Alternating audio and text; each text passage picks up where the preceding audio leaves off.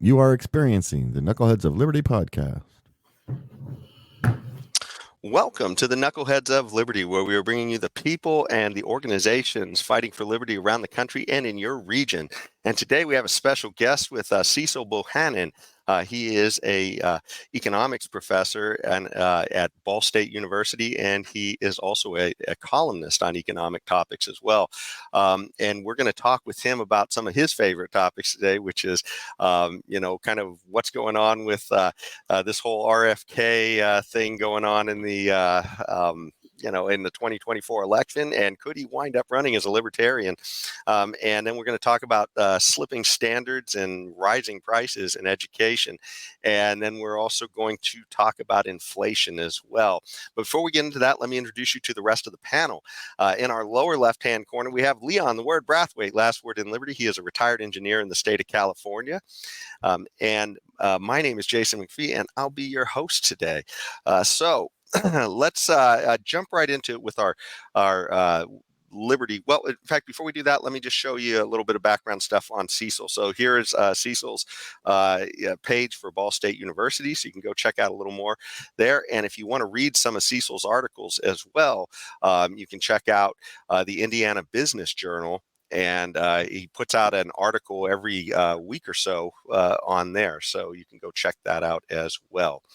So let's jump into our Liberty quote of the day, which is kind of related to some of what we're going to be talking about here. And this time we're going with John Quincy Adams. And what he said is something about our whole two-party system, which, libertarians would thoroughly agree with him on. That's it. There is nothing I dread so much as the division of the republic into two great parties, each arranged under its leader and concerting measures in opposition to each other.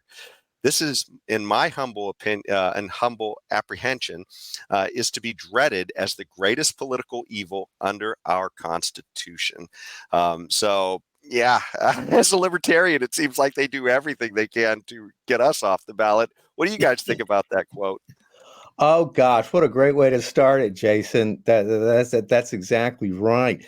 I don't know. It seems to me every now and then a third party can kind of make a breakaway, but they've never done it at a national level for the presidency, unless you count 1860, because the Republican Party, that was only the second time it ran, and it won. And there were like four major candidates that were running. So maybe that's the last time a third party ran. We've seen third parties in our lifetime.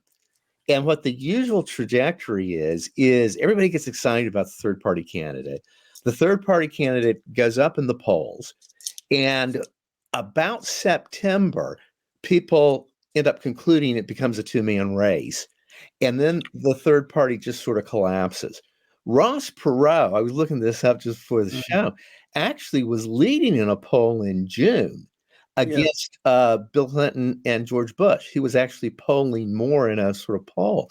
But then he crapped out and ended up with only 18% and no electoral votes at all. The last time Cecil, let me hold you right there, since you brought up Ross Perot. I actually have a very short video clip of Ross Perot so people can become familiar, in case like you happen to be a young spring chicken and have no idea who we're talking about here. But this is from 1992. And James, this is KOL number 4. So we're taking this one out of order. The dollar's gone through the floor. Now, whose fault is that? Not the Democrats, not the Republicans. Somewhere out there's an extraterrestrial that's doing this to us, I guess. And everybody says they take responsibility. Somebody somewhere has to take responsibility for this. Now, just for the record, I don't have any spin doctors. I don't have any speech writers. Probably shows. I make those charts you see on television even. That shows.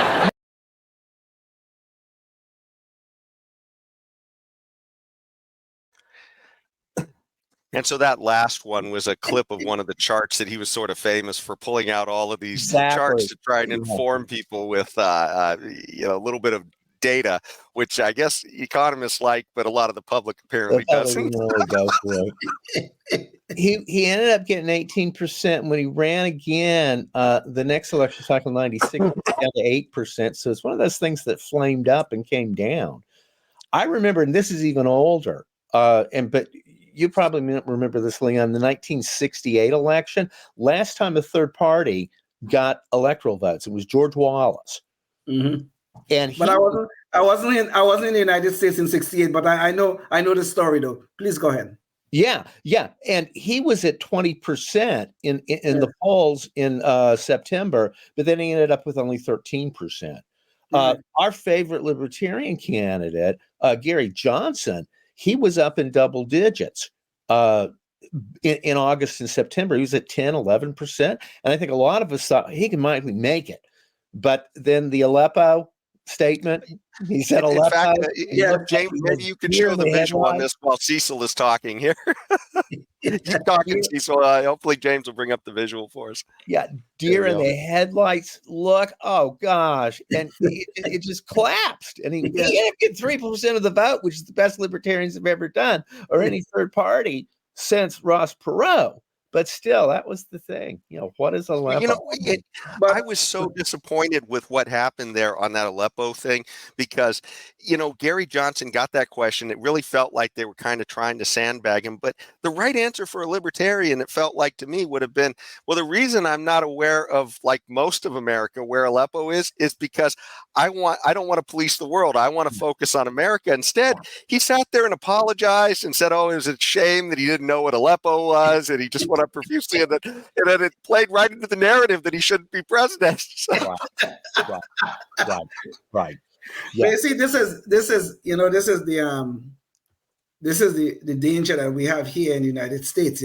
Among us is this soundbite, the kind of the soundbite presidency, because unless you can come up with a good soundbite, you can't seem to get elected, or if by chance, as Ron Johnson did, Gary Johnson did, if you get in that to the second thing where you can't remember something, or you have a total mental block or whatever, like Johnson and also that guy from Texas, he was the governor of Texas. He couldn't remember which department he wanted to get rid of. What was his name? Perry. Yeah, I remember. Yeah. He couldn't remember. He couldn't remember what department he wanted to get rid of. And he wanted to. Yeah, he had all these ideas for eliminating departments, and he didn't even know what the departments were. Yeah. Rick Perry is the guy I'm talking about. But the point is, though, when you have these 30-second song bites, whether it's positive or negative, it seems to affect, and I will not even say seem to affect, it affects your outcome at the end of the day. So my question then is, Cecil, though, this phenomena where we're seeing people flying up in the polls. I mean, Rick Perry at one time was leading in the Republican primaries.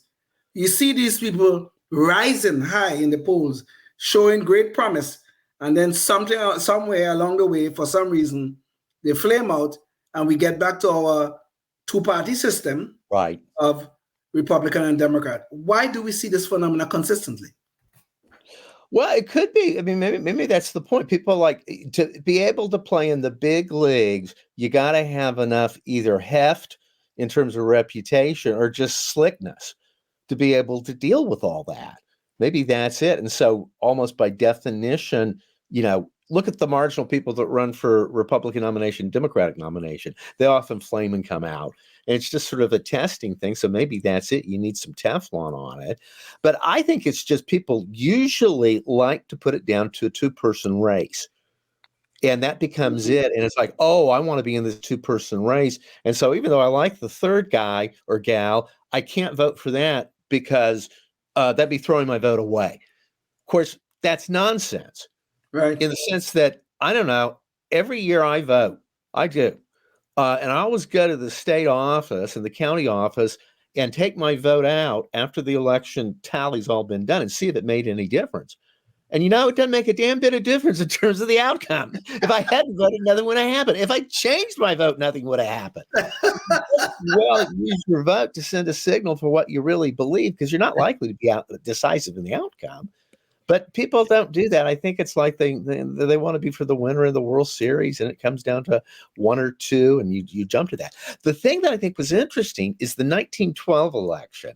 And, we don't have public opinion polls for back then, what was going on beforehand. And there wasn't radio and there wasn't television. But that was the closest since, if you don't count Abraham Lincoln as being the third party, that a third party came to winning with Teddy Roosevelt and the Bull Moose. Mm-hmm. Actually, Roosevelt got more votes than Taft did. And that was not only just popular votes, it was also electoral votes. Roosevelt carried Pennsylvania, Michigan, Wisconsin, California, and a couple of other states, and got 88 in the Electoral College. 1912 was really interesting because I think it's the saddest time for libertarians. You basically had three progressives running, and probably the most palatable one would have been Taft. But he created the Federal Reserve, my God. What can you say? Can't be one of our heroes. And then you had Woodrow Wilson, who was a progressive and a racist. Yes. And then you had Teddy Roosevelt, who was, what can you say about Teddy? He ended up doing a lot, I think, of damage with antitrust and with just the whole progressive thrust that came in the end of the 19th century and the early 20th century. But that said, Teddy Roosevelt ran a campaign and split the Republican Party. And if anything, he could have won. And why he ended up eclipsing Taft, maybe if the campaign had been a little longer, Taft could have collapsed, in which case what would happen is those Republicans probably would have gone to TR, and you may well have had Teddy Roosevelt as the first third-party president. Now, this is my scenario, and I think it's a super long shot because I don't think Robert F. Kennedy Jr. is a Teddy Roosevelt. But you never know. Well, before we get into talking about Robert F. Kennedy Jr., let me kind of clue the audience in a little bit to who he is in case you're not sure who he is at this point. So, James, can I bring up the visual real quick? So, Robert F. Kennedy, he did try to run at the beginning of this as a Democrat. And then he found out that the Democrats simply would not tolerate any competition this year. So then he realized, okay, the only way I can run now is if I go as an independent. So he actually came out and he announced as an independent first. And so, James, I have two video clips and we'll play one, break in, and then we'll play the other. But it's KOL 1 where he talks about his vision of why he's running as an independent. So, James, can you play KOL 1? That people like yourselves are finally fed up. Something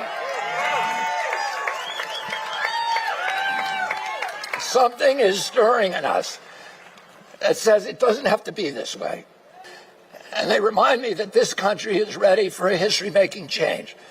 They are ready to reclaim their freedom, their independence.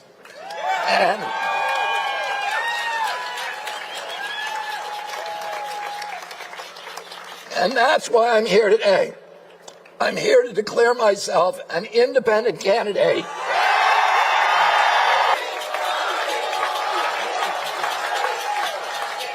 An independent candidate for President of the United States. That's not all. I'm here to join you in making a new Declaration of Independence for our entire nation.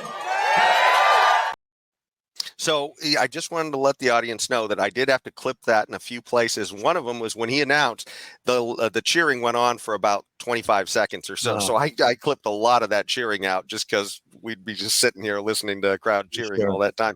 But it's interesting, that he's talking about independence. Now I want to play a little bit of what he's saying that this Declaration of Independence is that he's actually after. And so we've got a second clip for that, and that's KOL 2. James, can you play that?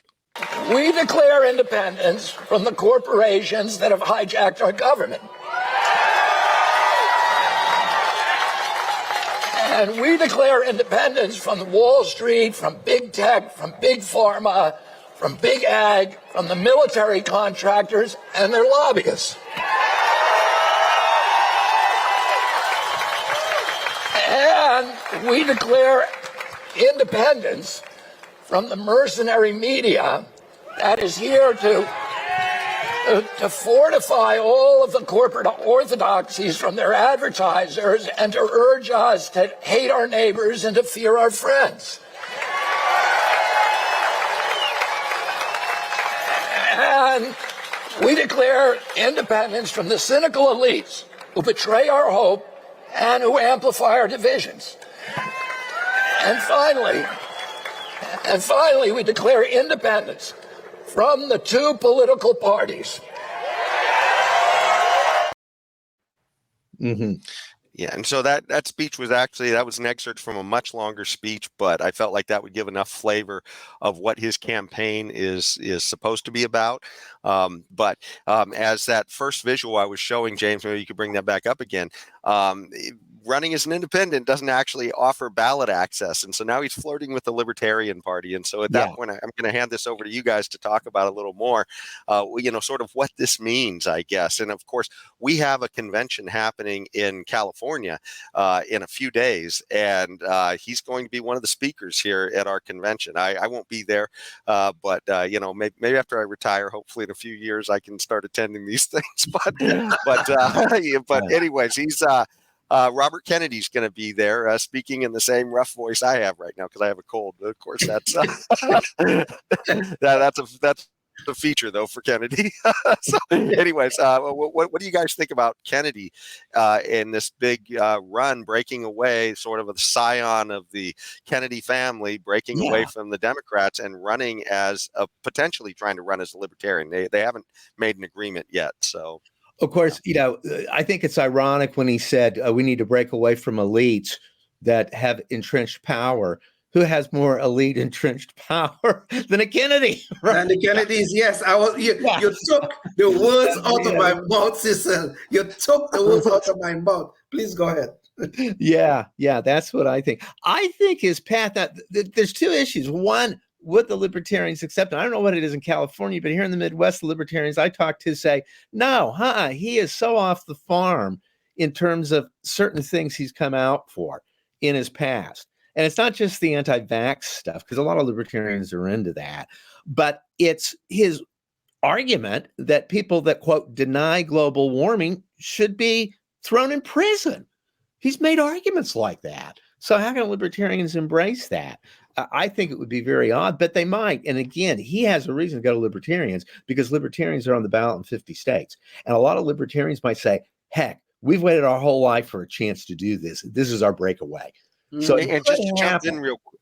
Well, just to jump in real quick, he had a popular showing at PorcFest, which occurred last year, and that's one of the big annual libertarian meetings that happens in New Hampshire, and I guess he was pretty popularly received there. So it's not. It really is sort of a rift in the in the Libertarian Party. Right. Whether people want to have that name recognition or whether they want to stick to principles. Well, sure. I mean, and that's the same thing that happened in 2016 with William Weld. There were a lot of people say he's too much of a statist, and there's an argument for that. I see that. But I think that's always been a question in the Libertarian Party and the Libertarian movement, as I understand, between purity and actually maybe winning an election sometime, So that's the deal. So that might happen. My scenario would be, okay, Biden gets more feeble and Trump gets crazier. So all of a sudden, Bobby Kennedy Jr. becomes possible. Let's say he can get New England, all the East Coast. He can get the left coast. All of a sudden, he's in contention. Then he pulls out Illinois, and Teddy Roosevelt almost carried Illinois. Okay. And he pulls out the other states that Teddy Roosevelt carried, which was Wisconsin, Michigan. He's getting pretty close. And then Trump wins the Southland, the sort of conservative Midwest. Kennedy pulls off, I don't know, New Mexico, maybe Colorado. Biden just spirals down, and he, like Robert Taft, the President Taft, what was it, Howard? Yeah, Howard Taft. He got two states. He got Vermont and he got Utah. Well, my scenario would be Biden gets Delaware and District of Columbia. And that's it. And then once people begin to understand that, then his popular vote, who knows, the Democratic Party popular vote for the president goes down under 20%. And it does become a two-person race between Kennedy and Trump. I think there's a 5% chance of that. 5%. Okay. Yeah, but it could happen. You sometimes get a straight flush every now and then, or three kings. What can you say? That can happen. So anyway, so I'm gonna, full disclosure, I have a real bias against the Kennedys. Period. Okay. Okay. So I just have to say that. And while I like some of the words that I hear from Robert F. Kennedy Jr., some of the things he have also said, and he just pointed out one of them, Cecil, that to me, no libertarian or no liberty-minded person should associate themselves with. So could a RFK Kennedy make a difference out there? Maybe. But I don't think I want to be associated with this man. Yeah. I really don't. I couldn't vote for him. I couldn't vote for him. Right. I couldn't. Yeah. Okay. So I will have a real problem with him if he emerges as something that represents the liberty-minded or the libertarians. Yeah. I think it would be kind of the death knell of the Libertarian Party if they did that. I think they kind of lose their soul in that. But the Republican Party apparently is willing to lose its soul. Very open to doing that, and so that's the case. And where that leaves us, I don't know. The other thing that again sort of echoes from 1912, I saw that the Libertarians Fest. You had two other candidates. Jill Stein was there, and who else? So Cornel West and Jill Stein will be Cornel West. In fact, I can bring up the visual, James, if you want to bring it up. I just happen to have it on this particular tab again. And so there's these are sort of the headliners. And then David Friedman. Yeah, well, he's real, yeah. Yep, and then now we're starting to get into the real libertarian stuff. Yeah, right. But some of these, by the way, we've interviewed a few of these on the show. We've had Jacob Hornberger, Mike Termott has been on the show, Lars Mapstead. Yeah. So they're all going to be there. And we've even had Larry Sharp on the show a few times. So that's and I've heard a few people really kind of miffed about this, the fact that the Libertarian Party is focusing these people when they're not really libertarians. It's sort of like hey, let's get excited about liberty and bring on a bunch of non-liberty candidates. This is my problem. This is my problem. Okay, honestly, and that you're raising a very good point. Jason. Cornel West in particular, okay, fine. He seemed like a fine gentleman, somebody I could probably go out and have a beer with, even though I don't drink beer anymore. Right. But the point is, though, Cornel West is a Marxist, well-known, well-documented. I don't know why we would want to associate the Libertarian Party with him. I really don't. Yeah. Yeah, it's one thing to say I'm going to bring a speaker in, though, and I think that would be the saving grace, is that the Libertarian Party is open enough to say anybody can speak here. Right. And it's sort of a commitment to free speech. Yeah. Let's see what this guy says. I remember, it was 40 years ago, I ran for Congress, and there was a guy that went to a couple of the debates that I got invited in that had been a socialist candidate. And I think he was on one of the debates because he was a write-in candidate. And we kind of had an affinity being the big outsider. So there is something to that, I suppose. So, no, I don't see how the Libertarian Party could endorse Cornel West. I don't agree with much of what he has to say, but he says it very well. And he seems like an honorable man. The thing that's interesting, and again, this echoes from 1912. There was a fourth candidate in 1912, aside from Woodrow Wilson, aside from Howard Taft, who was the incumbent, and aside from Teddy Roosevelt, who was the Bull Moose progressive Republican. And that was Eugene Debs, who was a socialist. Yes. And he didn't carry any state, but he got 6% of the vote, which is a pretty big chunk. And you wonder where those votes would have gone. And the thing that's fascinating, guess which states he got the most votes in? This is an avowed open socialist. And he's running for president of the United States. What two states in the 1912 election did he get 18% of the vote in? It looks like I'm going to flub this final Jeopardy question. That's fine. I love it. That's why I brought it up. Me too. The answer is, of all things, Nevada and Oklahoma. Oh, wow. Which you think is, those are not bastions of socialism today. Wow. Okay. But there were 3 counties in southern Oklahoma that voted for Eugene Debs. Oh And my I God. wonder if there would be some county somewhere that would vote for Cornel West. That'd be kind of fun. Maybe Berkeley would. Maybe whatever county that's in California, or maybe Cambridge would vote for it in Massachusetts. Yeah. But it is interesting to see these echoes. And with all these things, it could be, and again, I put this 1 in 20, 1 in 10 shot. You could get a real change. Of course, that's what RFK's saying. We can do this. We can handle real change if everybody will be willing to give up the monopoly of the R's and D's. And stranger things have happened.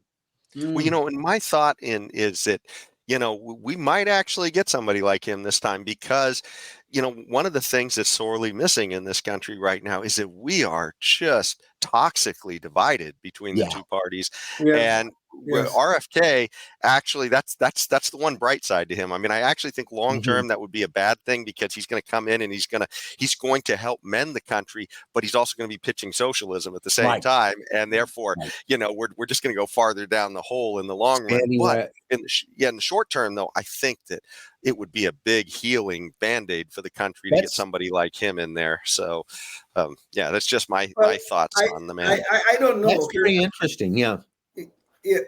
I'm sorry, Cecil. Please go ahead. No, you go ahead, Leon. Yeah, I don't know. Jason. Honestly, my biggest issue right now is the federal government is waging war upon the citizens of the United States. They really are. Look at the attacks on free speech through social media. Look at all the persecution that is going on. Look, I'm not here to defend Donald Trump, but he's an American citizen. Look at what they're trying to do to this man. Okay? They're trying to put the man out of business in New York right now as we speak. Okay? So now, he might be a crazy or say some lunatic things or whatever it is. But if they're going to go after this man, an ex-president, regardless of what you think of the man, he's an American citizen with rights just like us. And they're trying to put him out of business in New York. And you could go on and on. The attacks on the Second Amendment, the attacks on the Fourth Amendment. You could go on and on and on. The federal government is waging war upon us. That is my major issue. Let me jump in real quick here because on time, we're just about to leave our public access audience. So if you're watching us on public access, this conversation is going to continue, and you can hear Cecil's thoughts on, where the standards are going with higher education, and also.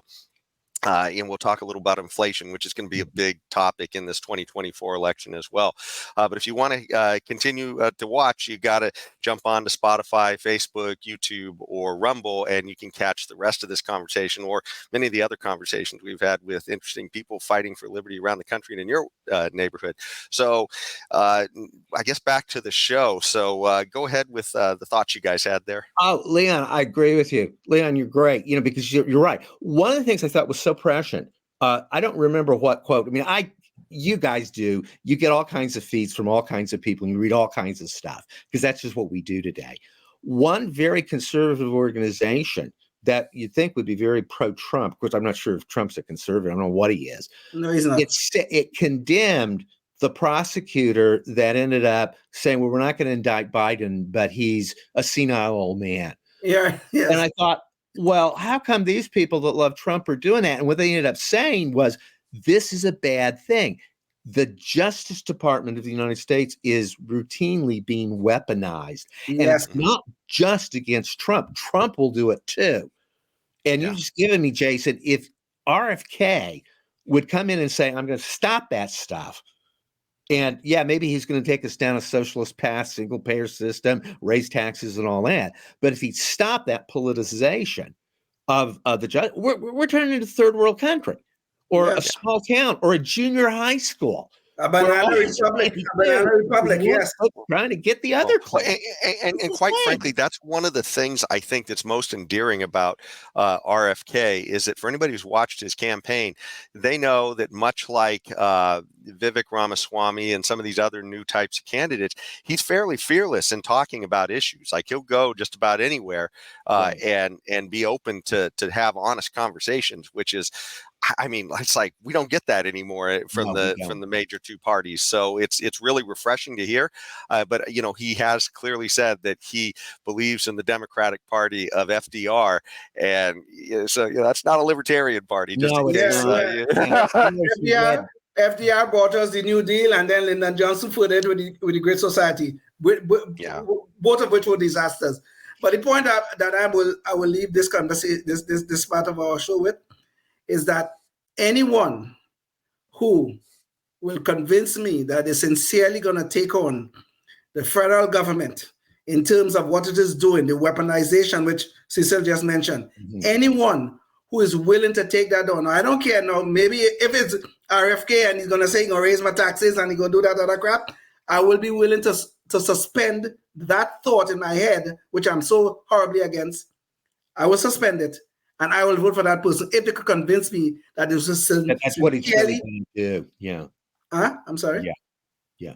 No, it's interesting. David Beto, who's a libertarian writer, scholar, he wrote a book about how FDR didn't quite follow personal liberty, and he did a lot to the First Amendment and used the federal government to persecute lots of folks. And remember, what was it? Yesterday is the anniversary of the day FDR put all the Japanese in internment camps. Yes. So he was no lover of liberty. So that makes me a little suspicious about RFK. But I really enjoyed this discussion with you, Jason and Leon, because you have raised the point. Just de-weaponizing the Justice Department and getting back to a Justice Department that just wants to be a Justice Department, and not a political hack group that's trying to go after people. Which I think, I agree with you, Leon. I don't like Trump at all. I think he's crazy. I think he's done some really bad things, but it's not necessarily indictable. You don't take it to court. One of the wisest things that ever got done, and I resented it at the time, is when Gerald Ford pardoned Richard Nixon. That was a very wise decision.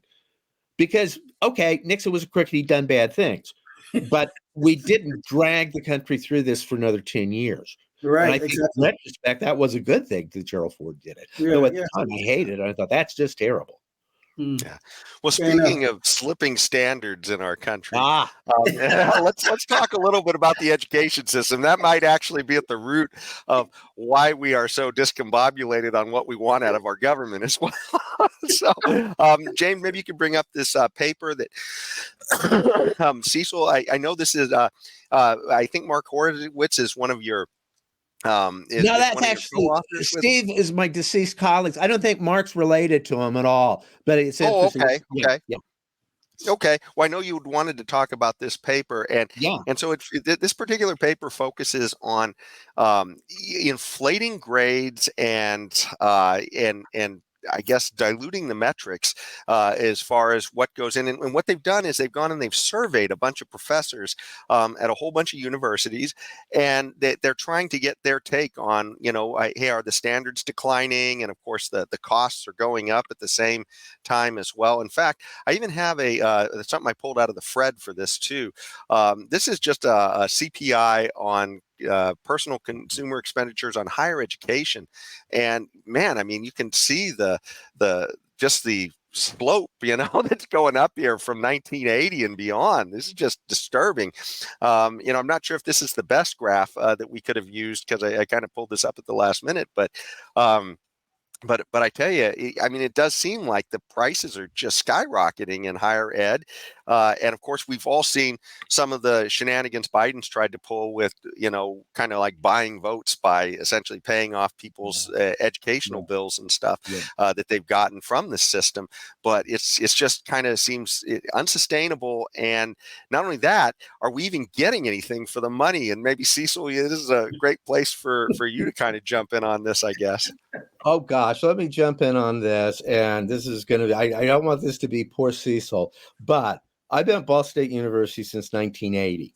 One of the reasons I went to Ball State is, I think getting better academic standards and making a school better is a noble thing. It's good to kind of compete and try to get better students, have more rigorous courses, have higher academic standards.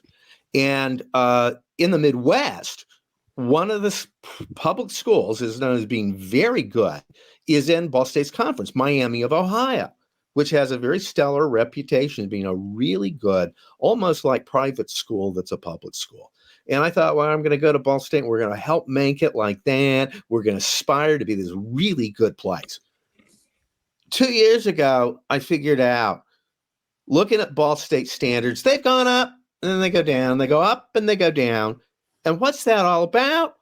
It's all about enrollment. when there's a lot of kids that want to get into school, universities can raise the standards, and they do. But when there is a dearth of people that are of that age group, what do? They reduce the standards. Now, this is simple economics. It all makes sense. I don't know why I question my discipline and what, logic tells me is true, but I find it very disappointing, And that's exactly what we're going through right now in higher education. We've got an enrollment cliff. And the enrollment cliff's not going to really wane until 2030.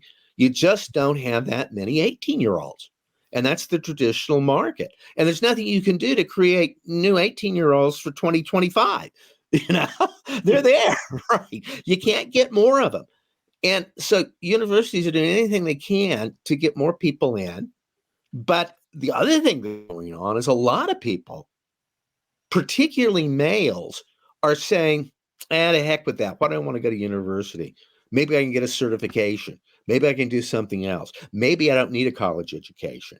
So what's happening is a lot of people, not only is the pool getting smaller, but the percentage coming from the pool that is actually choosing to go into higher education, that's shrinking too. So administrators are going crazy. We got a directive, and it's just discussion, but I can say this. It's a directive of you can't have any more than 30% D, Fs, and Ws in your class. Because if you're doing that, you're being too hard and you're not facilitating student success. Well, there's a lot of classes that are hard, Yes. So what do you do to make classes more acceptable so that people pass more? You lower standards. And it's really very sad. And I see this happening at my university. I see it happening in my college. And the thing that gets me is what little resistance there is to it. And it's really, I think, very tragic. I don't know. I'm going to be 70 this year, so I'll probably be retiring pretty soon. But it was interesting in that article, Jason, because most everybody, majority of the people said that standards are going down in higher education. Grade inflation's real. And then another thing that I think is really interesting, I think it's also tragic, because the argument is that in higher education, minorities have been underrepresented. And that's probably right. That's true. But increasing minority representation, if the idea is we do this by reducing standards, that's an insult to everybody. And that makes nothing better. Especially to the minorities that they're trying to supposedly help. This is such an insult. It's insulting. Yeah. It's insulting to say, Black people don't know how to be on time and they can't do math. So we're going to forget about having any standards for timeliness or any math in the course. Yes. If I were in your shoes, I'd slap somebody who said that. Yeah, Paul Leon, he's too black to understand math. Okay, I got it. Yeah. And this is not a black or white thing. It's a thing of, do we want to have standards? And if you're not ready for it, it's a crime for universities to bring in people that aren't ready for things, take their money, put them in loans, and put them in a position where they can't succeed. And it's even as much of a crime to say, well, we're going to lower everything for everybody because we don't want anybody to fail. I mean, we're becoming a cruise ship. Indeed. That's the whole thing. College is a place where you go hang out and you have fun, and you maybe go to classes now and then because that's kind of fun.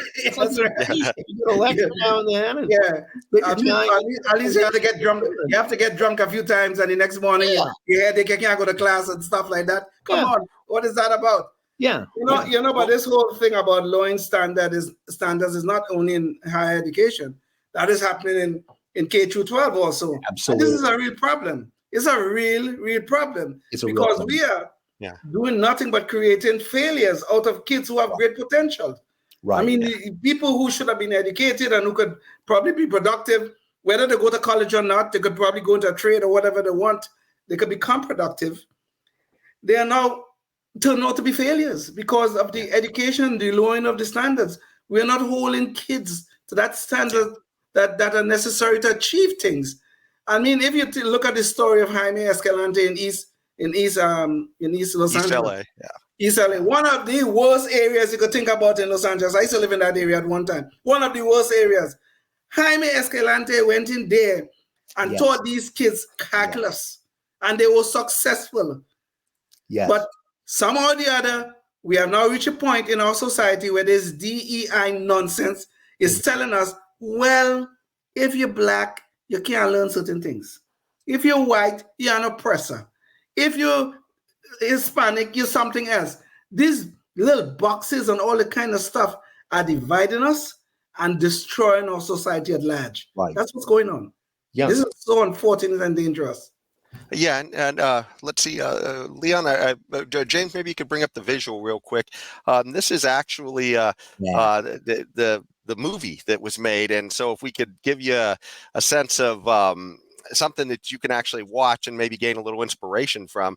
The story of Stand Deliver was of a real teacher in East LA, and he brought calculus to an area that essentially the government had failed. I mean, they had said that these kids weren't capable, and that was literally his story, is that he went in there, and he was kind of like a retired aerospace guy, so it wasn't like this was his discipline. He just said, hey, this is what I want to do.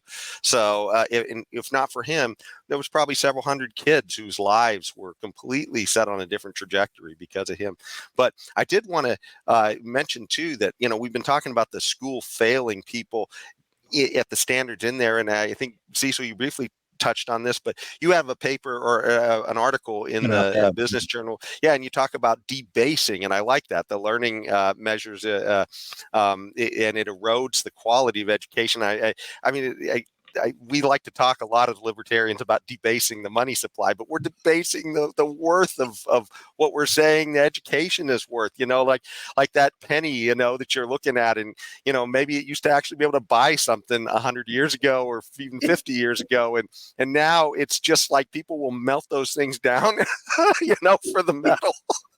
So it's just, it's kind of sad.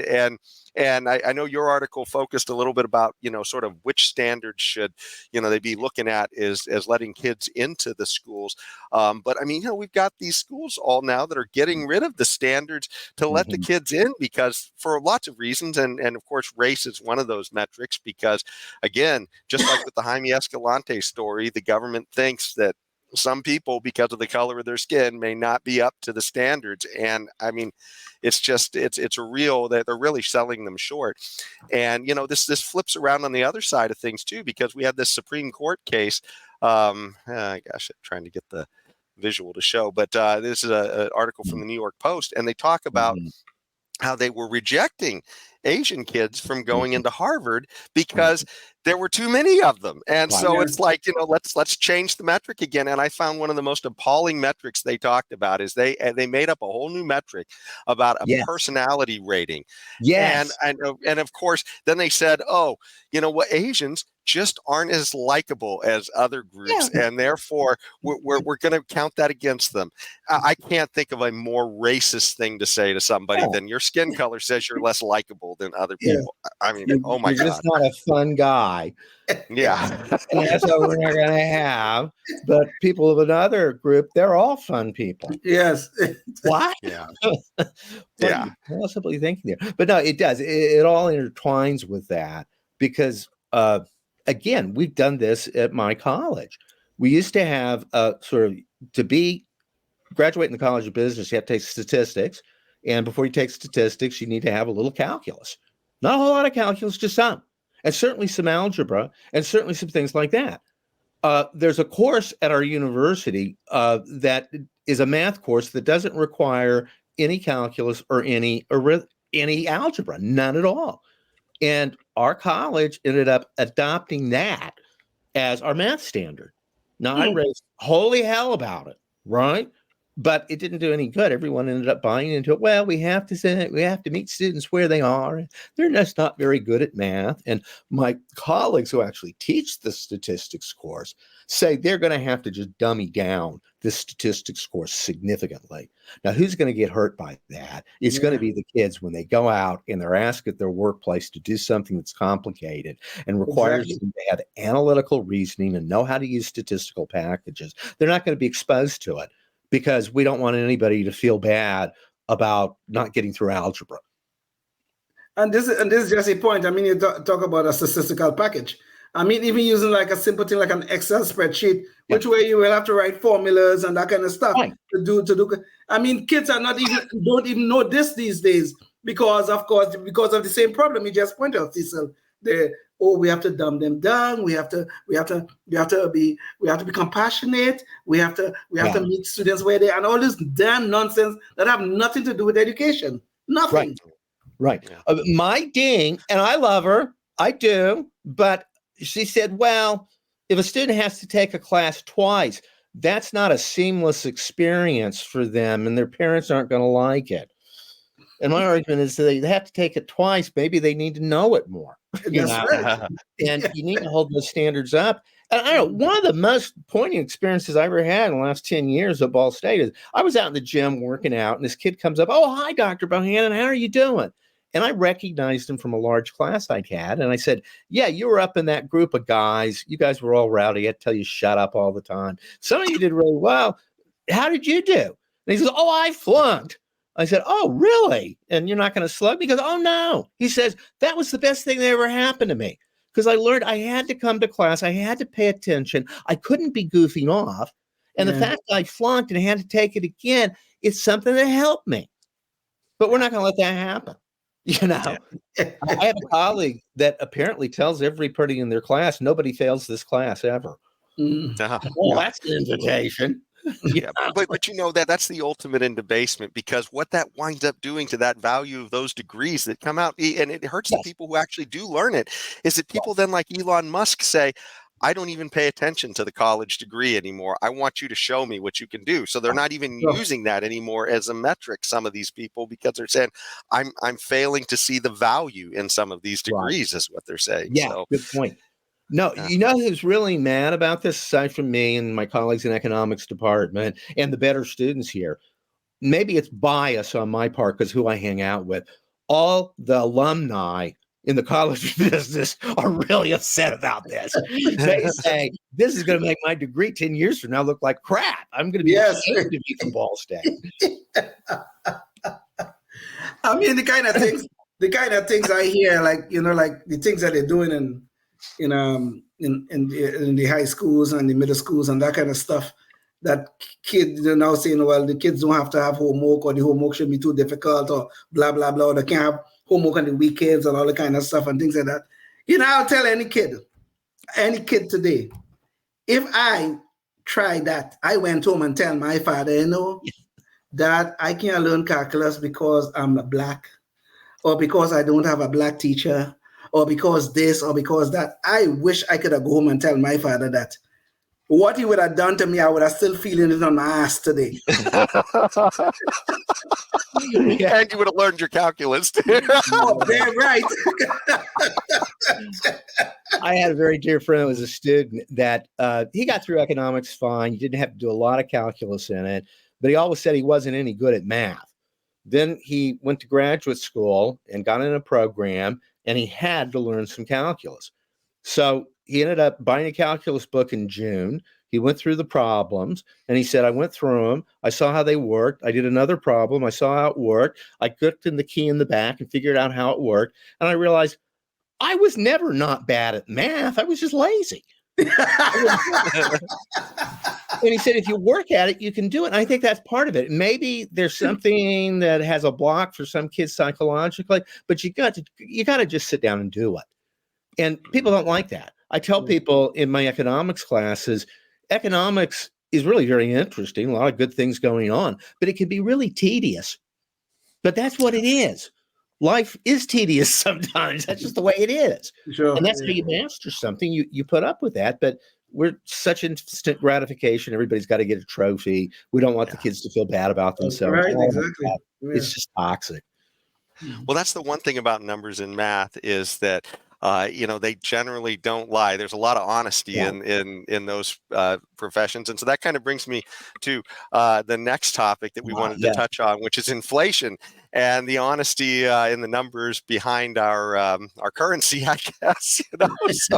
So let's, James, maybe you could bring up the visual. So this will be a big topic because obviously we went through the whole pandemic, and obviously that had some impacts on our economy. A lot of flushing money into the economy, and of course a lot of shutting down of production at the same time. So those things sort of work together towards inflation. But the numbers for inflation have been, they this is one of before we jump into some of the numbers, I think this one video clip really illustrates kind of the misunderstandings or the struggling that people are having on both sides of the political aisle to understand what the whole inflation issue is about. And so there was this discussion with Bill Maher and one of his guests the other day. And so I'm going to play a short clip of that. And James, that's KOL 5. So maybe you could bring that in. This country came out of the pandemic way better. We won the pandemic economically. I mean, America. God, I don't feel that way. Explain it to me. I feel like inflation's insane. Inflation is not insane. Bill, go buy a car. There's numbers. I understand things, but it has tripled here. Look, I get that people buy some fucking eggs. Explain it to me. I'm not an economist. There's feelings, and then there's the numbers. Okay, what are the numbers? The numbers have come down a lot in the last 6 months. Comes down. So you can see, Bill's trying to put a shine on it for Biden because he wants to say how, hey, look, the numbers are coming down. But on the other hand, the consumer is struggling to understand, hey, I see these high prices. They're not coming down. But maybe they're not raising as fast. And that's kind of what some of this understanding is. And so let me bring a few statistics here to show. And Jane, maybe you could show some of this. So here is the Fred's CPI. For all urban consumers. And so you can kind of see how that, was sort of on a constant upward trajectory. But then once we hit that pandemic, boy, the curve, really got steep during that time.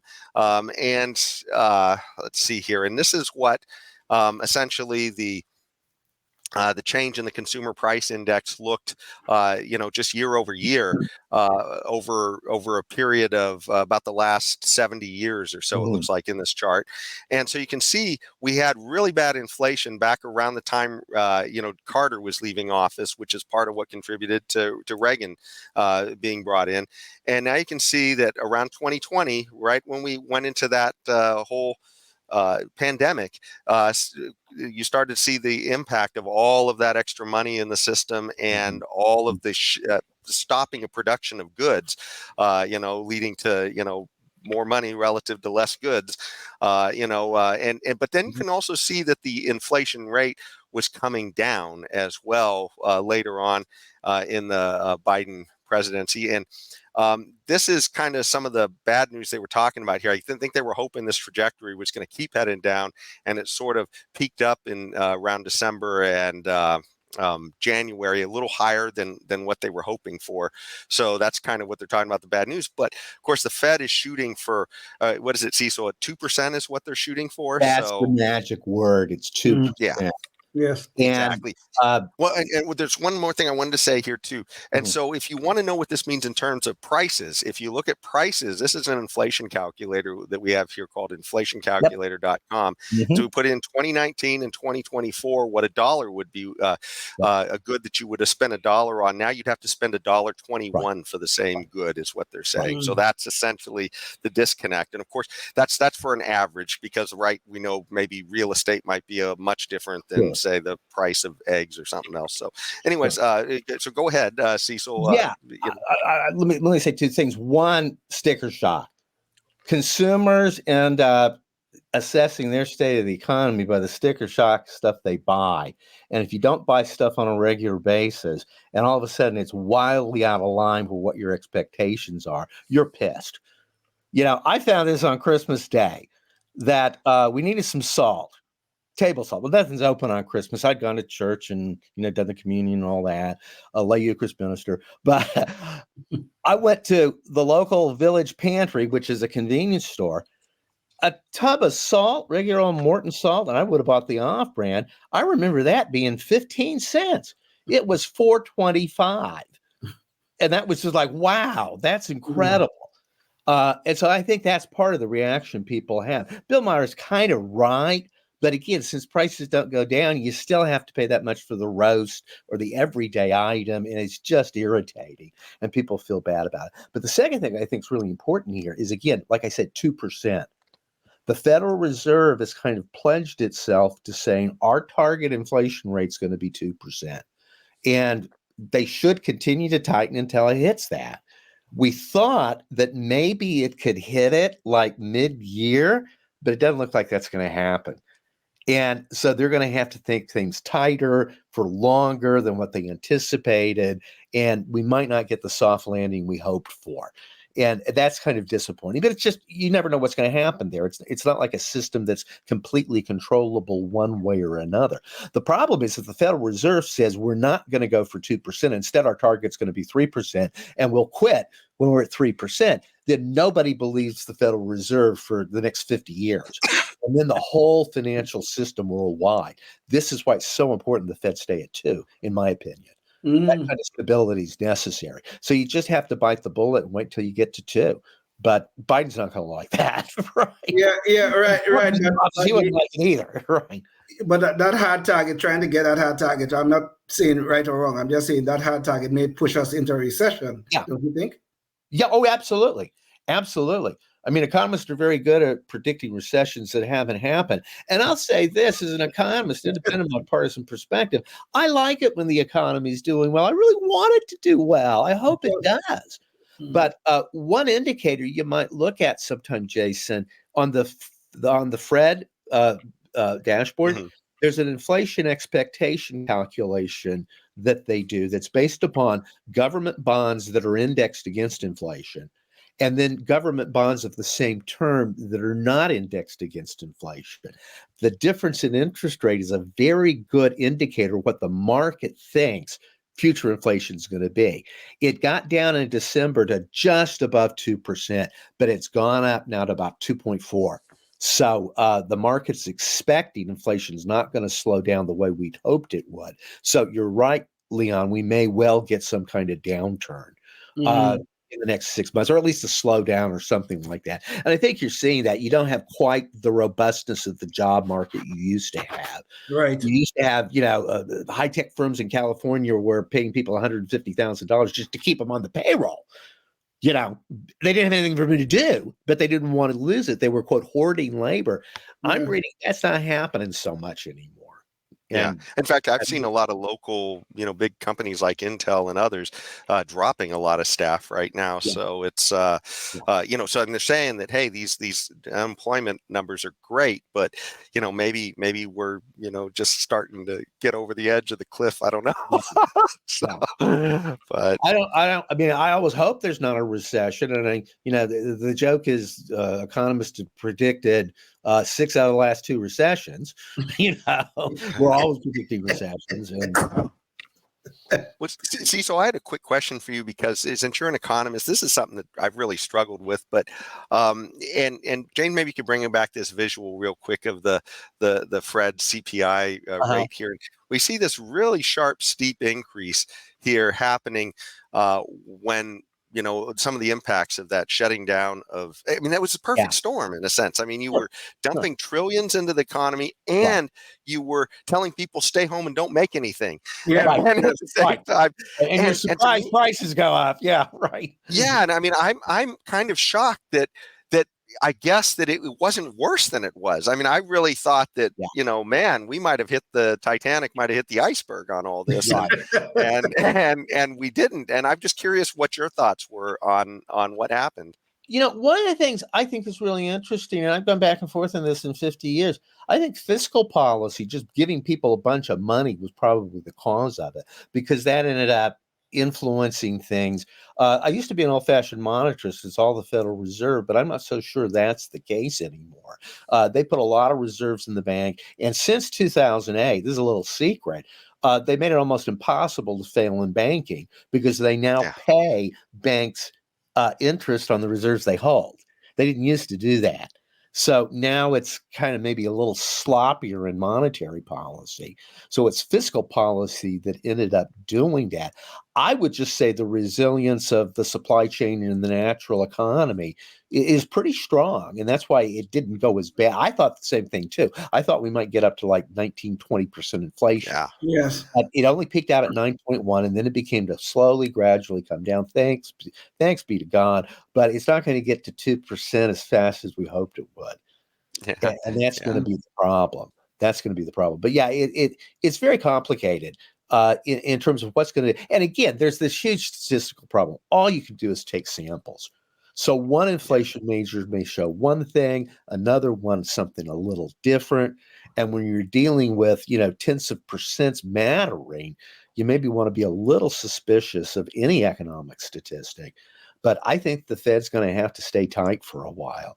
And eventually the big thing that shocked a lot of people is this big increase in interest rates. If you go to a bank, you can't borrow, nobody can borrow at 2% anymore. Right. Yeah. And that's got to put a crimp on things at some point. That's the whole point. That's what you have to do. But it seems to me 2% interest rate's not viable in the long run. You really do want an interest rate around 5%. But Well, this sort of brings us up to, I guess, our Knucklehead Noise Patrol near the end of the program here.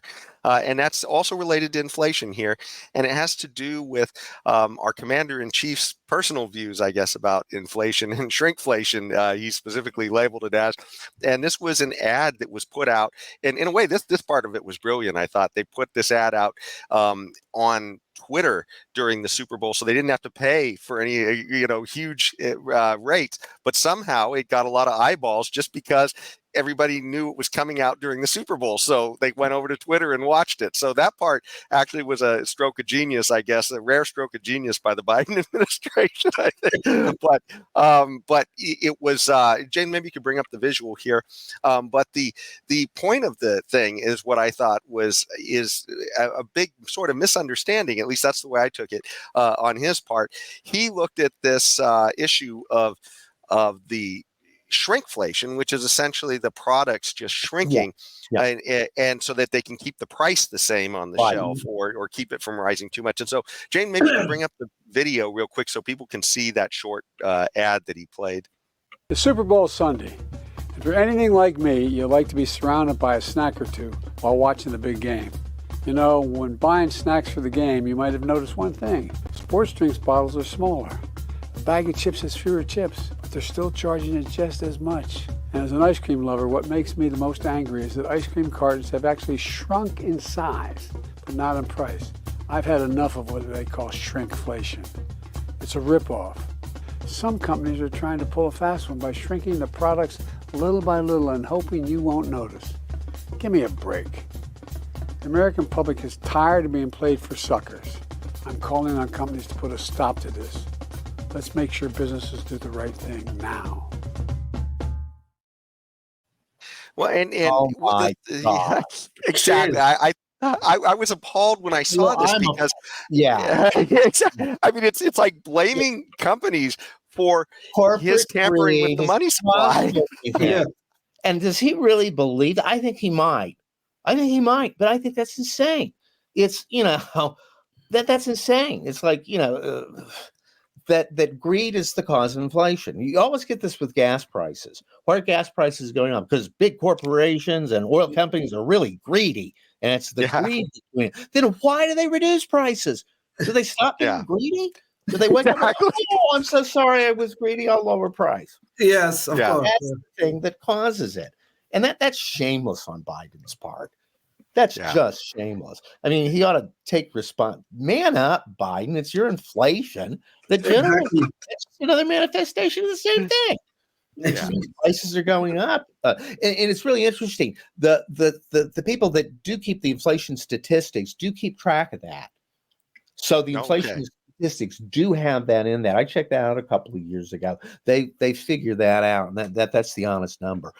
As much as I'm skeptical of government, I think the people that keep the numbers in government, the gnomes in Washington D.C. that actually collect the data, do a pretty honest job of it.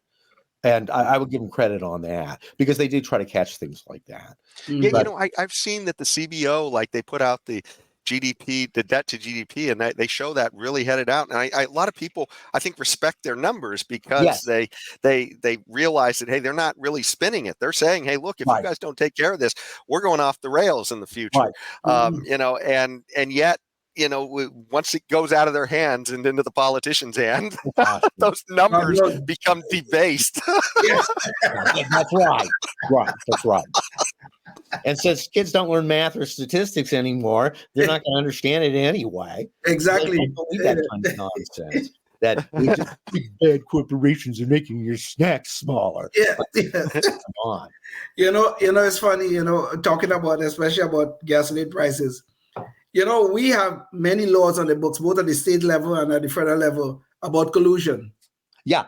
So the companies now, so listen to what's going on here. Biden and company want these companies to collude to bring down prices, and then they'll prosecute them for collusion. Right. God help us with this damn nonsense. Well, this is the thing. Every 2 years, somebody in Congress is going to do a big investigation of whether the gas companies and the oil companies are colluding on price, and they never get anything on it. There's never any clear evidence that that's what they're doing. Exactly. And it makes sense. There's probably no market that's more competitive than retail gas, because people can see it. You can see on your cell phones where gas is cheaper, and people move around. And in order to get the trade, so you can sell the snacks and the sodas where you really make the money, that's the most competitive market in the world. So the notion Cecil, to jump in on that as well. I mean, we're in California, and we see this almost every year as summer rolls around. California requires a special blend here during the summer, and so you wind up then essentially limiting the supply in the summer that is available to you. And once a refinery goes down for maintenance or anything else, suddenly the prices shoot up because there's little supply and constant or increasing demand going into the summer. And so, it's predictable that the prices are going to go up. And yet the government, politicians, generally Democrats, almost always said there's going to be an investigation and we're going to hold these people accountable for raising their prices. It's like completely disconnected to supply and demand, these politicians. It's like they've never heard of it before. Right. You always hear big oil, the greed of big oil. We got to do something about it. The greed of big oil. And they go on and on every summer. You're right. Yeah. Well, I think we've about beaten inflation into the ground, at least on this show. Hopefully that'll happen outside of the show. But Jane, maybe you could bring up Cecil's pages again real quick here. So if you want to go read more about some of Cecil's articles, you can find it here at an Indianapolis Business Journal, and read some of the stuff that he's writing about. And Cecil, do you have any last thoughts before we leave the show? Well, again, I hope we get to 2% inflation, and I hope whatever happens after November, we can de-weaponize the justice system, so that we're not acting like a bunch of junior high school kids just trying to knock everybody out, and our government can actually function. I don't know how that's going to happen. I'm a little more amenable after this discussion to thinking, well, maybe RFK wouldn't be a bad president. Crazy balloon, but look, whatever happens, it's going to be entertaining. Because if you get Biden in there, well, he's a big joke. You get Trump in there, he's crazy. I'm just sorry that America's alternative isn't going to be sort of the classical liberal common sense that I think most people believe in. But you've got this wave of populism, and it's very strange how that's worked, because it hasn't particularly worked that well for the left. Right-wing populism, it's shocked me how powerful that's been. Well, Cecil, when you talk about that final point about maybe the country becoming less divided by RFK. As a libertarian, there was one other thing I just wanted to throw in here at the last second, and that's that, as the government continues to grow bigger and have a bigger footprint in our lives, that's what it's also, kind of some of the division. There's more at stake every time, and that's one of the problems with RFK, even though he would, in the short term, be a lot more civil than what we're seeing from the other two parties. I think in the long term, if you keep growing government, more is at stake every time. Right. I think that's a very trenchant and very insightful analysis, Jason. That's exactly right. The size of the government is going to tell you something about the degree of the rancor, because the more is at stake with public decisions, given people's time horizons and their ability to understand what's going on. The more you put into that public sector, the more you politicize things, the nastier it becomes. And the whole thing is free transactions between free people. You leave them alone, you let them be free and solve their own problems. They can usually do it. That's what we're all based on. And that's an important point. That's such an important point, Cecil. But what is really happening? You see, we are being placed into these little boxes, all of us. This one is black. This one is straight. This one is gay, and all these different little boxes. This is Hispanic. Those little boxes are going to be used to divide and conquer. Yes. And that is what is happening. And that is the unfortunate thing about all of this. So it's no longer that here I am Leon Brathwaite. That is not the case. I am black. That's what the most important thing is, which is so insulting to me, you would not believe, so offensive to me, you would not believe. And collectivist. Yes, exactly. But these boxes that they're putting us into is nothing but to divide us and to conquer us. Mm-hmm. And this is why I think the government is so dangerous in our lives right now.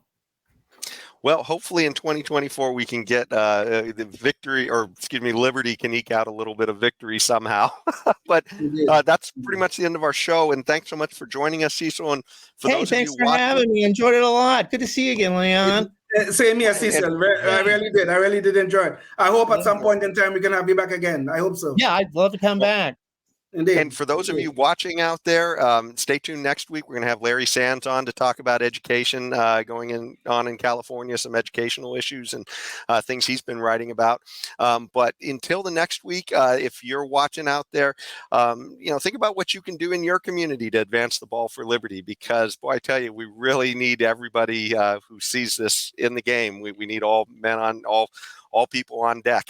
So, like I said, you can check out some of our other shows on Spotify, YouTube, Rumble, and Facebook, and see conversations we've had with other people who've been fighting for liberty around the country and in your region. So until next week, stay tuned and stay free. Oh, yes, indeed. Life, liberty, and the pursuit of happiness, always and forever. Thank you for listening to the Knuckleheads of Liberty podcast. Find us on Facebook, Rumble, YouTube, your favorite podcast network, and at knuckleheadsofliberty.com.